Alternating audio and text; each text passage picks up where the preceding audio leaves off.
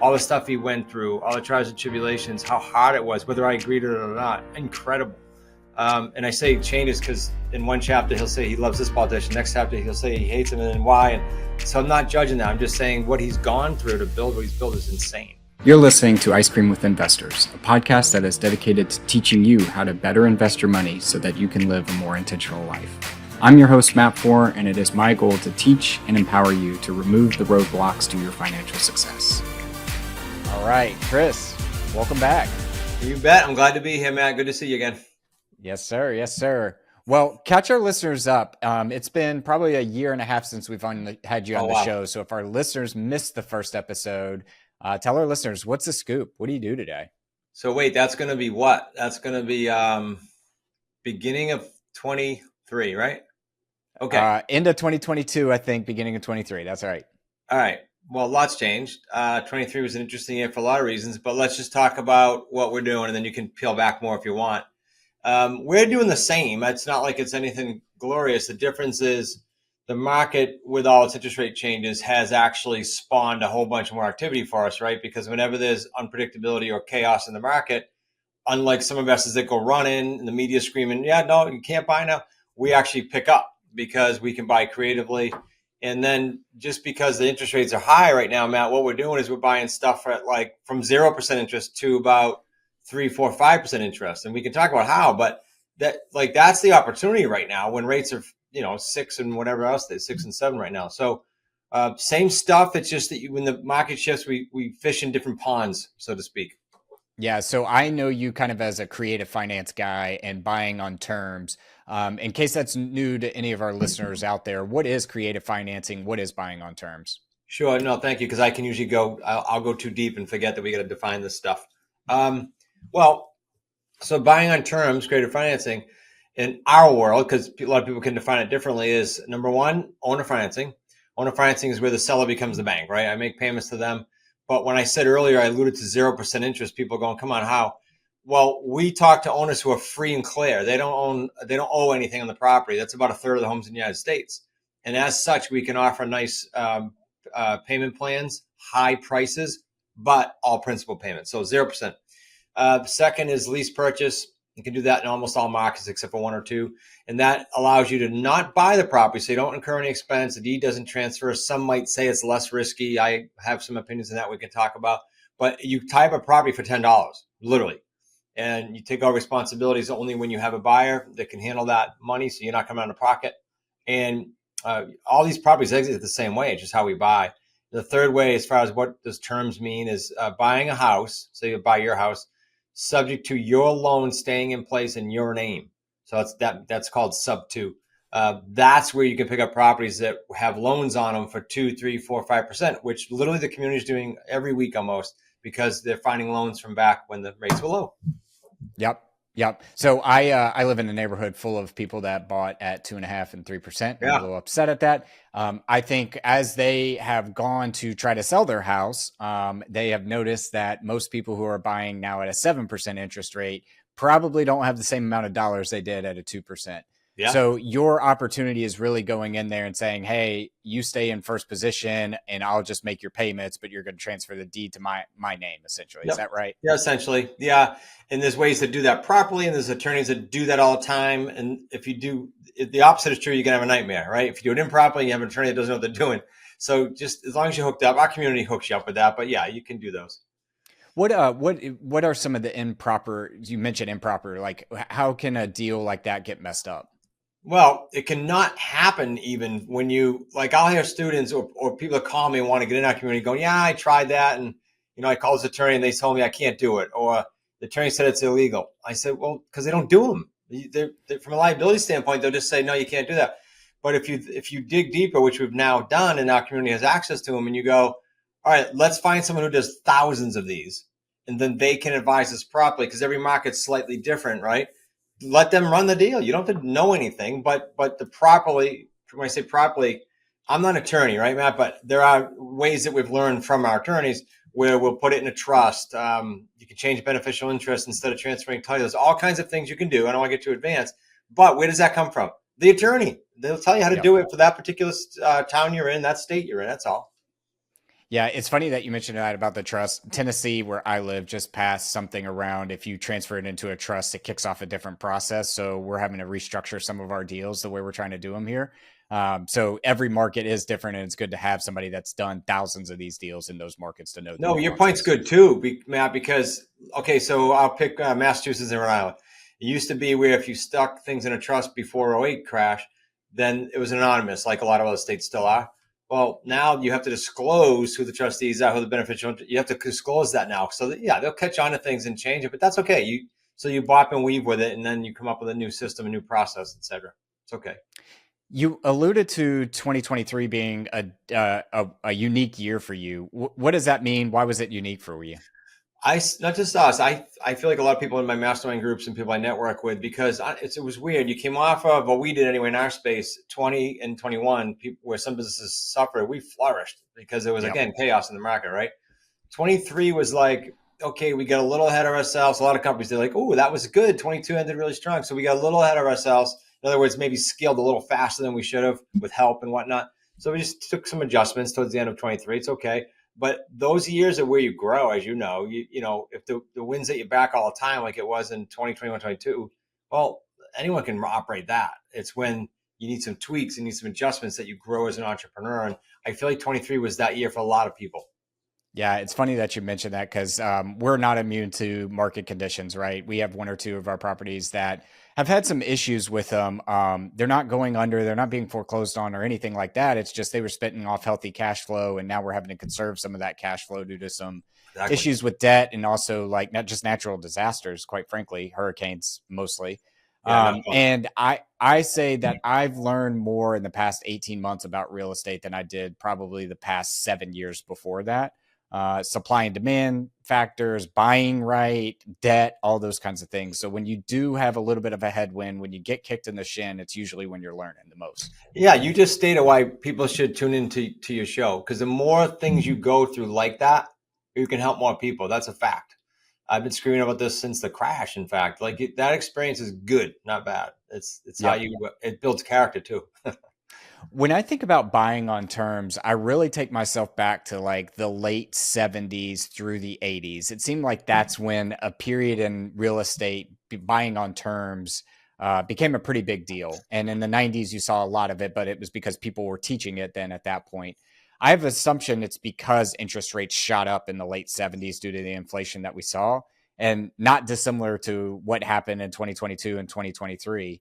So I guess talk to us about like what are you seeing in terms of deal flow since mortgage rates have gone up tremendously? Okay, so in the creative space, we've seen more deal flow because it's like a trickle down. If I can explain it in a simplistic way. So rates pop up about, I don't know the number, hundreds of thousands of buyers get kicked to the sidelines technically, right? Because they can't afford. You kind of alluded to it earlier, like, okay, my payment just doubled. I can't buy that house for my kids now, and I can't move. If that happened, then obviously the demand, not in all markets, there's still hot pockets, but the demand in some pockets simmered right down for sellers. Now sellers are calling us back and our community back going, hey, I know you called me a year ago, I need help. And so it's driving deals through the roof right now for people that are coming in our community brand new. They're hitting that at a good time, I think. And a couple of my guests on my show said the same. I really think in the next, like, call it 6 to 12 months, and you get an election in this, there's a lot of weird, unpredictable things. But in the next 6 to 12 months, I think it's one of the better times in my 33 years to do something in real estate in general, and then in creative space in particular, the demand's really high, to enable yourself to maybe, perhaps, if you're aggressive with it, set up like a decade of income. You really can with Yeah. the way we exit our deals. So I don't know. It's one of those times where people go, oh, I heard about that. I should have done something. I really think that's going to happen here. So if you're hearing this or you're a follower of Matt's show all the time, just take advantage of, in my opinion, the next year or so in real estate, especially if the media is telling you the opposite. Yeah, it's funny. I'm smiling when you say that because probably early 2023, I was having a conversation with someone around, oh, they'll get involved in real estate when the interest rates come down. Crazy. Well, the real estate market across the country is dictated by supply, demand, and the cost of your debt. Right now, we appear to be in a time when the cost of your debt is about to be going down because the Fed's about to cut market rates. Yep. So if that happens, prices go up. Right now, we appear to be a time where we're healthily supplied. We still are way behind where we need to be fully supplied in our market, but I'm in my markets, I'm not really seeing a ton of shovels going into the ground to build new supply. So to your point, supply is being cut off. Rates look like they're about to go down, which will influence pricing. Now is a great time if you were going to buy and want to hold for the next 10, 15, 20 years to get involved in real estate and find some good deals. Yeah, and keep in mind in every market, and this is no different because a lot of landlords and property owners in general just went through COVID. They were spent kind of. Then they went to the interest rate thing. They're like, all right, enough. So you are getting, just time changes things, right? You are getting to a point where you have a slew of tight landlords or just tight property owners that you can talk to, and they don't care if their rate's low. They'll do a sub-2 deal with you, or they don't care if they're debt-free. They'll sell to you on terms. Now's the time to accumulate. Who is normally your seller? Is it somebody in a distressed situation? Is it mostly inheritance, or is it old landlords that are tired of it? Each category is different. So let me just talk about sub-2 versus owner financing, because that's the biggest dichotomy. So owner financing, if they're free and clear, like I bought my building that way, I may have said that on the show last time, and I've since sold it. But owner financing, if they're free and clear, by nature of that, they don't need the money, right? They would have presumably pulled it out already. So the owner financing avatar is totally different than the sub-2 avatar. So owner financing, I'm all set financially. I can wait for my money, but I want my price. Great. I can do long terms and I can do principal only. Sub-2, typically, and I'll do what I call hybrid in a minute, but typically a sub-2 is, yeah, they need help financially. They're in arrears 1 or 2 months. They were smart enough to catch it and call. Some people go 2 years and it's too late, right? It happens. Or they feel the stress, but they're not behind yet, but they got to do something like now. They need a Band-Aid. Or we have several students, but one comes to mind in New Hampshire who did 2 deals. The guy was not stressed, had 2 or 3 homes, had a boatload of equity, but was still willing to sell sub-2 with the owner financing for the equity with no payments until balloon time. So it's not just stressed out, but sub-2 typically lends itself to more stressed out financially, but not always, because that example I gave. Gotcha. Are you calling are your students finding any deals with expired listings? So one of the things I'm seeing now in my market, particularly Nashville, is days on market tends to be going up. There's some houses in our neighborhood, that have been on the market for like 90 days. So I'm just wondering if that's something your students are calling and finding opportunities for. Or is it mostly still distressed and equity? No, we actually, I'm glad you asked lead source, because everybody asks this and I kind of skip over if you don't bring it up. Expired listings for sale by owner and for rent by owner is the core of our lead gen.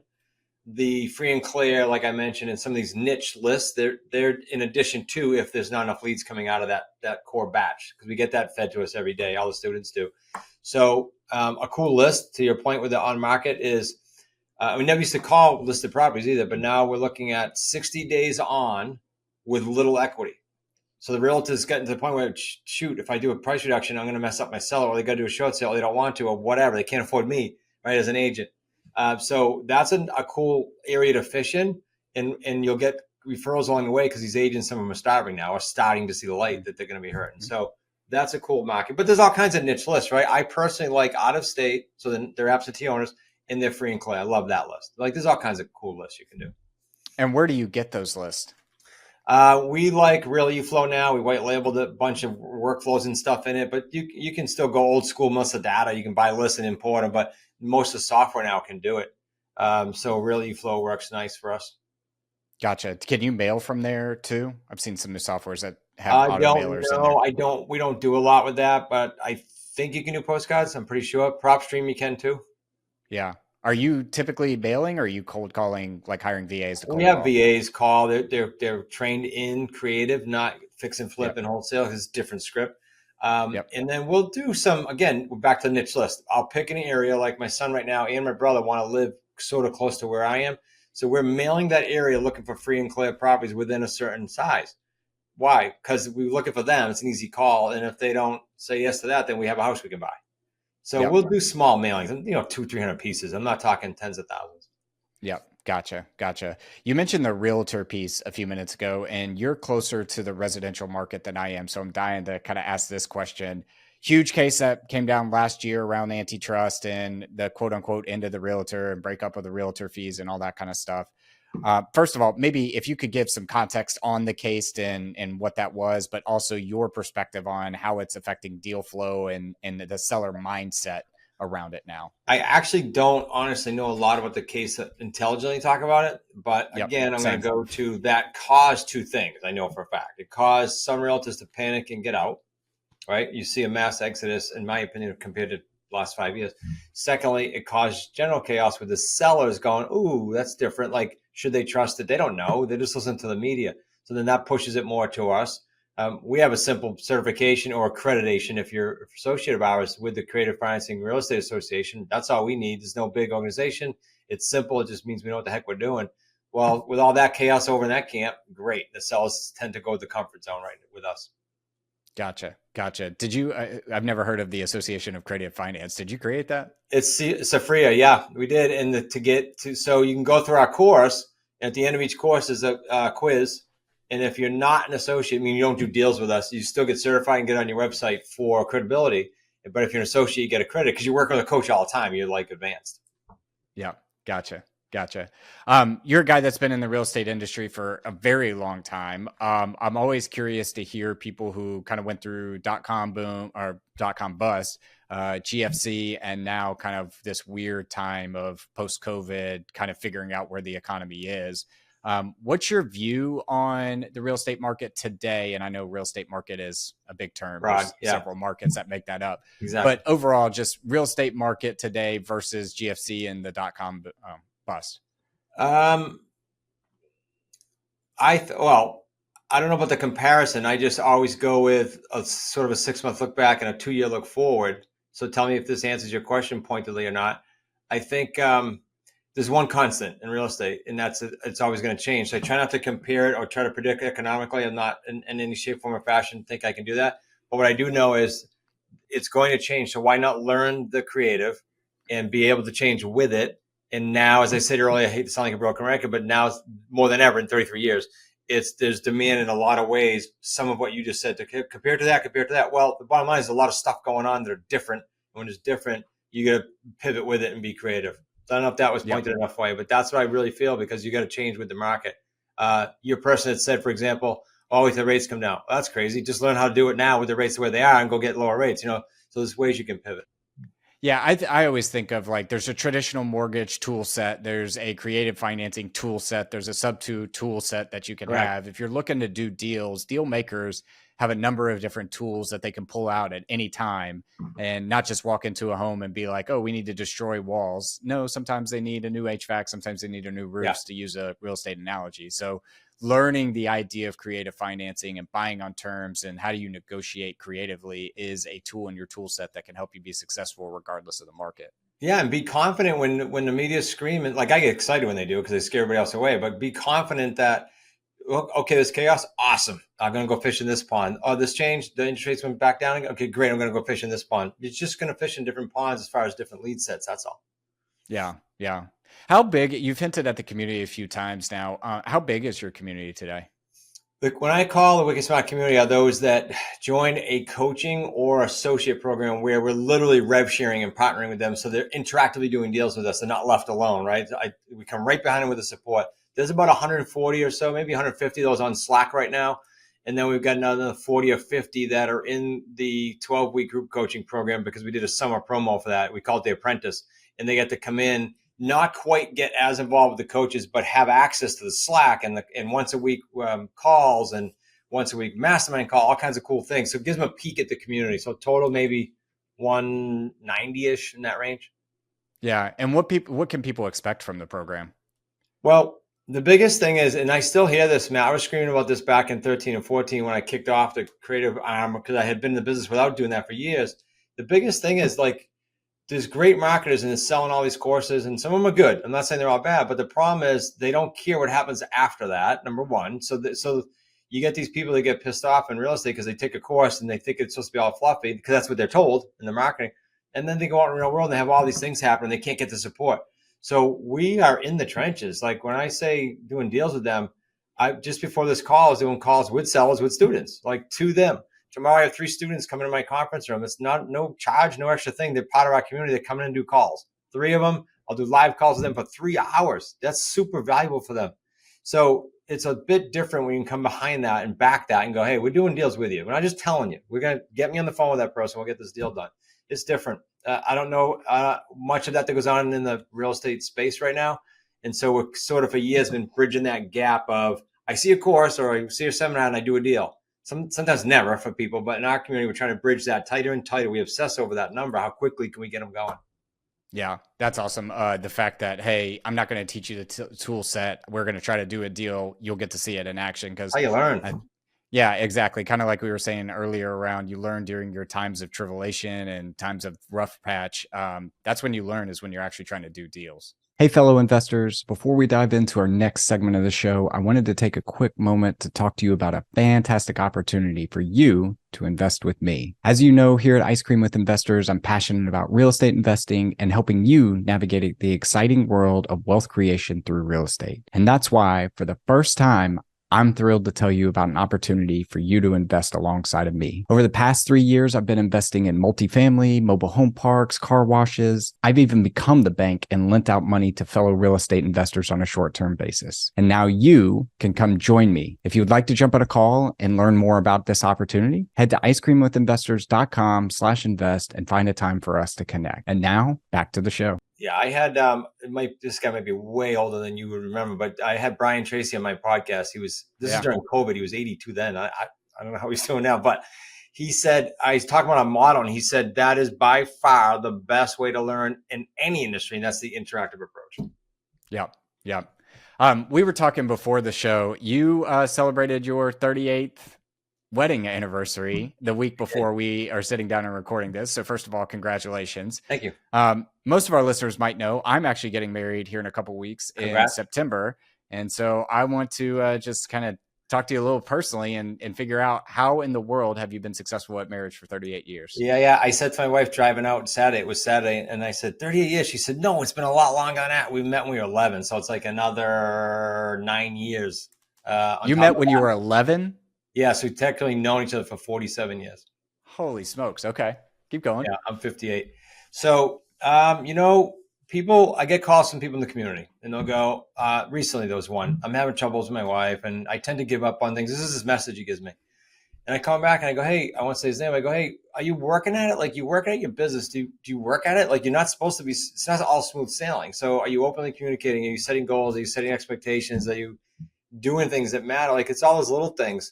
And then you got to both be on the same page. Like, we've been through, in the 90s, a nightmare, and then 2008 crash. Well, that's not easy for either one of you to go through. And it's the open communication constantly and knowing that it's not supposed to be easy.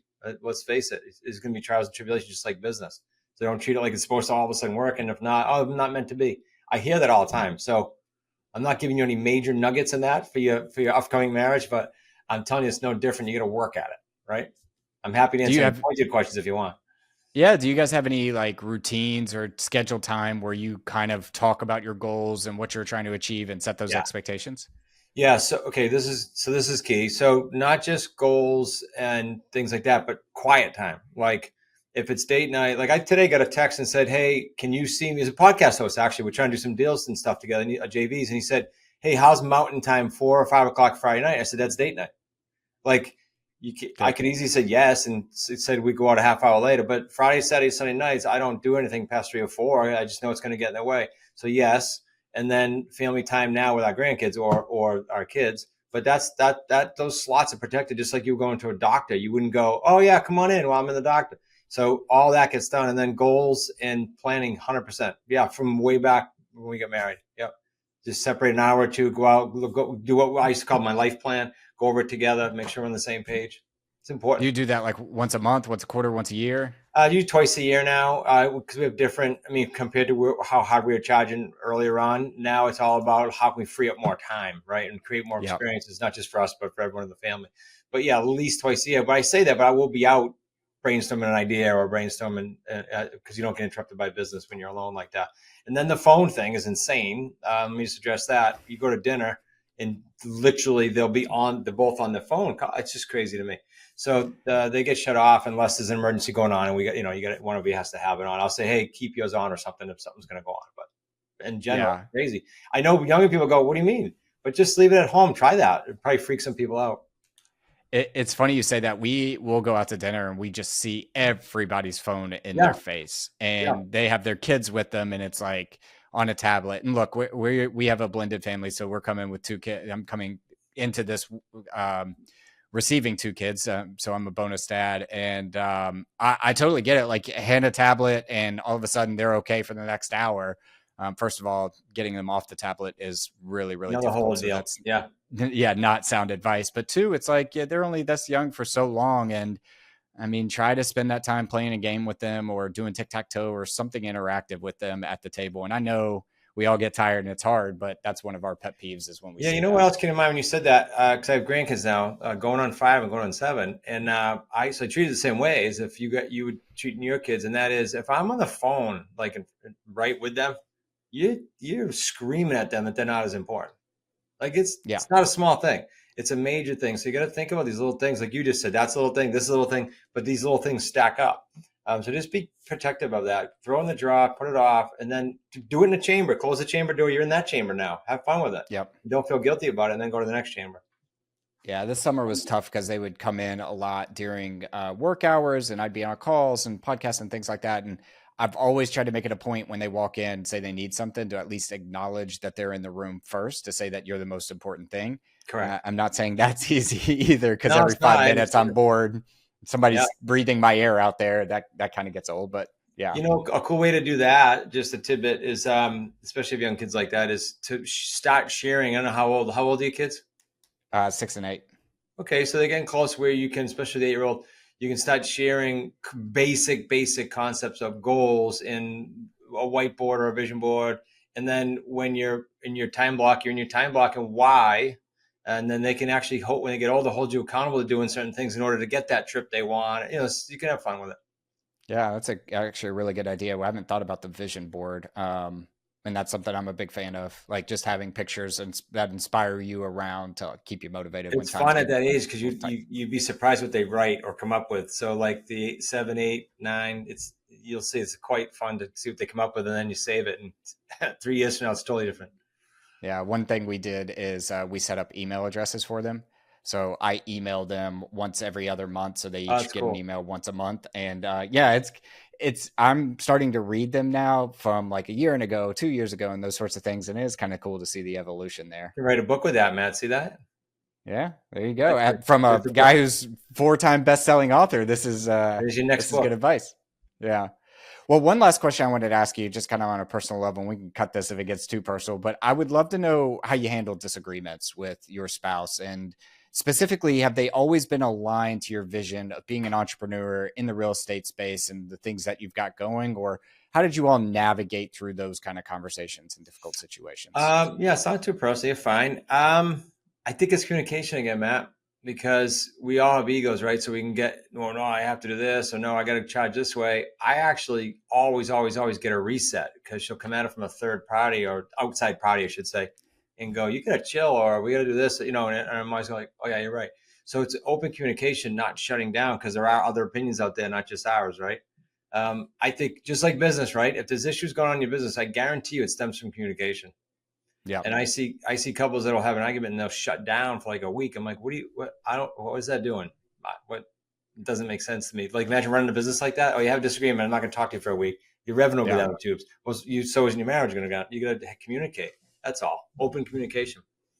Yeah. You just burned a week instead of moving towards a goal. You've burned a week of time. Yeah, and built up walls too. That's not just, it's time in. It's like you're building up like calluses the wrong way, right? And it's the best thing I can think of. Yeah, good analogy. Well, Chris, you know, we like to end with the 4 toppings. I'm going to start you off with our first topping is, what's your favorite book, or what is a book maybe that you've read recently that's given you a paradigm shift?